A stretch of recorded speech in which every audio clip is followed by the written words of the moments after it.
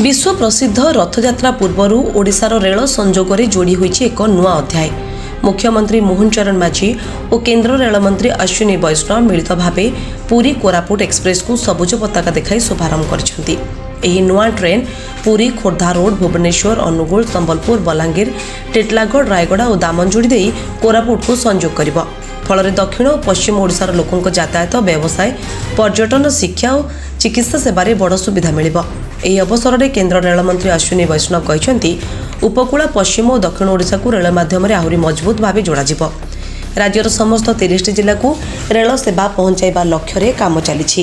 ସେ କହିଛନ୍ତି ଓଡ଼ିଶାର ରେଳ ଭିତ୍ତିଭୂମି ବିକାଶ ପାଇଁ ବର୍ତ୍ତମାନ 97,000 କୋଟି ଟଙ୍କାର ପ୍ରକଳ୍ପ କାର୍ଯ୍ୟକାରୀ ହେଉଛି। ପୁରୀ ରେଳ ଷ୍ଟେସନକୁ ବିଶ୍ୱସ୍ତରୀୟ ଷ୍ଟେସନରେ ପରିଣତ କରାଯାଇଥିବା ବେଳେ ରାଜ୍ୟର 50ଟି ଷ୍ଟେସନ ପୁନର୍ନିର୍ମାଣ ଓ ଆଧୁନିକରଣ କାମ ଚାଲିଛି। अन्यपटे मुख्यमंत्री मोहन चरण माझी उत्तर ओडिशा को सीधासलख रेल संजोग पर नुआ ट्रेन चलाचल प्रस्ताव रखिथिले। एहाकु तुरंत ग्रहण करी केंद्र रेलमंत्री खूब शीघ्र उत्तर ओडिशा पर नुआ ट्रेन चलाचल करिवे बोली घोषणा करथिले। एहासह ब्रह्मपुर सूरत अमृत भारत एक्सप्रेस जहाँ एपर्यंत सप्ताह 3 दिन चलुला एबे प्रतिदिन चलाचल करिवो। एहा गुजरात रे कार्यरत ओडिया श्रमिक और व्यवसायीक पई सहायक हेबो। Bureau report Bikash बार्ता।